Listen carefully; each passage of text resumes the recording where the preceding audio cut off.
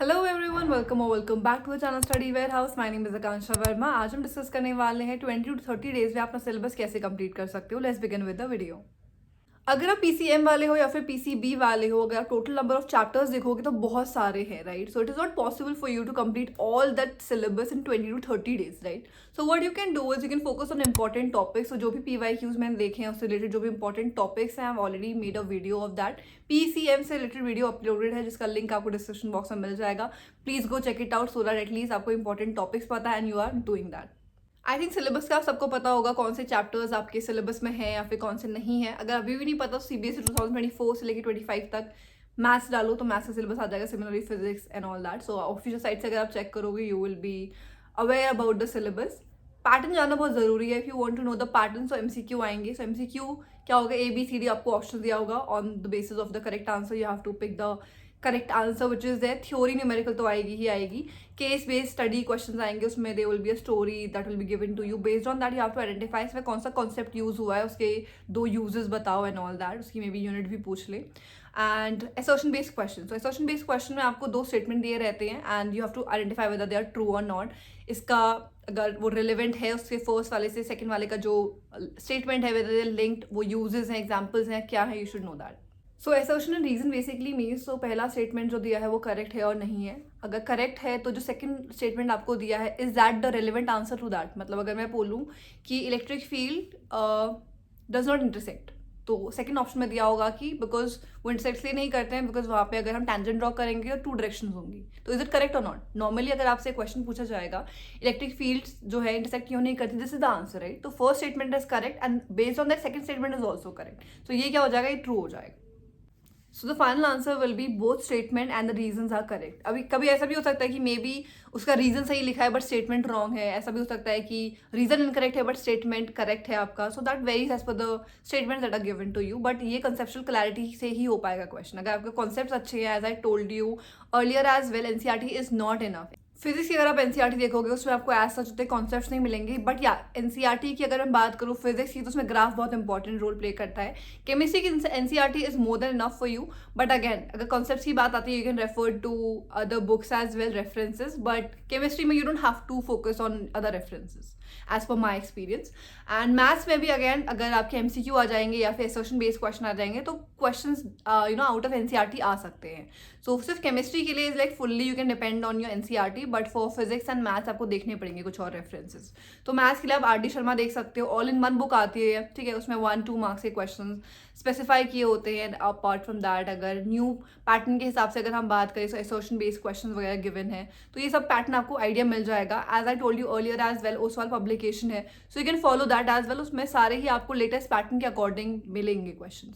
सो make sure अभी भी आप ले सकते हो बुक, ऐसा कुछ नहीं है। तो मेक श्योर जो आप लाइन ऊपर से रीड करो 2024 से लेके 2025 तक बुक होनी चाहिए। पास्ट ईयर्स की मत ले लेना, ठीक है।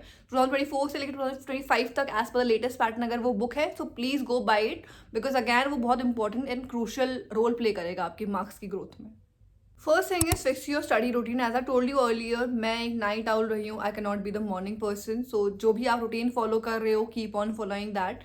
ब्रेक टाइम अपना 5 से 10 मिनट का ही रखो। अगर आपने ज़्यादा स्टडी कर लिया तो हाफ एन आवर का रखो, दैट इज इट। पूरा ही दिन आपको पढ़ना है। अगर रात को अगर ज़्यादा पढ़ रहे हो तो फिर आप सुबह लेट उठोगे, बट अगर आप मॉर्निंग पर्सन हो, आप सुबह जल्दी उठ रहे हो तो ऑब्वियसली आप टाइम पे सो जाओगे। सो मेक श्योर आपका जो स्टडी रूटीन है वो प्योरली अच्छे से बना हुआ है। If you want to know study routine कैसे आपको बनाना है, there is a video already been uploaded, so please go check it out. अगर आप एक एवरेज स्टूडेंट अभी तक रहे हो एंड स्टिल आप सोचो 3-4 घंटे पढ़ के अभी से 1 महीने तक आपके मार्क्स इंप्रूव हो जाएंगे, सो उम्मीद छोड़ दो प्लीज़। बिकॉज अगर आप एवरेज स्टूडेंट रहे हो एंड आप 90% की उम्मीद रख रहे हो, सो आपके लिए बहुत इंपॉर्टेंट है कि आप पूरा ही दिन पढ़ो। ऐसा नहीं है कि आपको पूरा भी साल भर पढ़ना है कि ओके लास्ट के 1 महीना देख लेंगे and all that. 1 month is the only time which is left for you. So please make sure अगर आप सीरियस हो तो इस वीडियो को आगे देखो। If you not serious then please skip the video.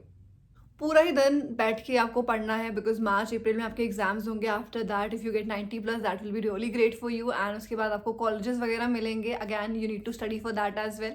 So basically आपका जो फ्यूचर है इंटायरली आपके 12th मार्क्स में एंड CUET पे डिपेंडेंट है। So please make sure you are studying in such a way that आपकी 90+% आ रही है। I am here to guide you. I wanted to do this video a bit different, so there are certain questions that I want to ask you.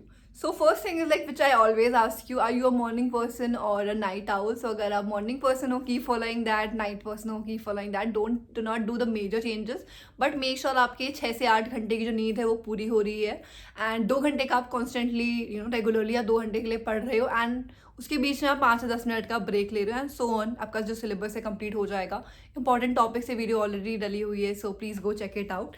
Second question is, have you ever been average student या फिर आप topper रहे हो? वैसे मुझे पूछना नहीं चाहिए, बिकॉज अगर टॉपर कोई है तो they won't be watching the video here like that, but हाँ, अगर आप एवरेज स्टूडेंट हो, so here I will be telling you कैसे आप इंप्रूव कर सकते हो। ऑलरेडी स्टडी रूटीन से रिलेटेड वीडियो ऑलरेडी डला है for average student, so please go check it out, because मैं खुद एक एवरेज स्टूडेंट रही हूँ, so I can relate with that.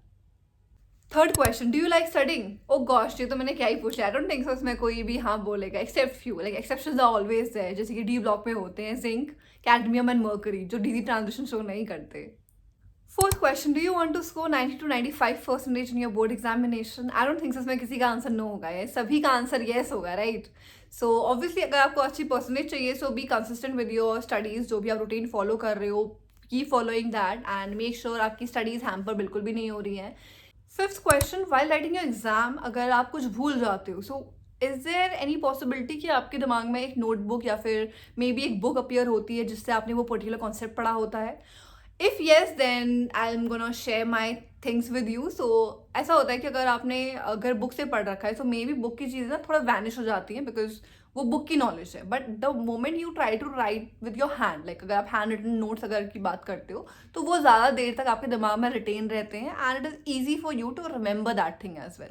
तो बेसिकली अगर आपके साथ ऐसा होता है, तो दिस मीन्स दैट आपको नोट्स ही बनाने चाहिए। आई नो अभी तो नोट्स बनाने का बिल्कुल टाइम है बचा नहीं है, बट ऑब्वियसली अगर आप प्रैक्टिस भी करते हो, फॉर एग्जाम्पल अगर मैं एक टॉपिक पढ़ रही हूँ, ठीक है, तो आई फील कि बुक में जस्ट बिकॉज मैं बुक के पेजेस टर्न कर रही हूँ या फिर कॉपी के अपने पेजेस टर्न कर रही हूँ, आई नो कि मुझे याद हो गया, राइट? सभी के साथ ऐसा होता है। So if you feel that after learning 4 to 5 concepts और topics, try to write it down. अगर आप एग्जैक्टली जो आपने पढ़ रखा है, exactly are able to write it the same thing, and then if you are checking it your notebook as well, तो exactly same thing है, then you are good with it, तो आप ऐसे ही पढ़ते रहो।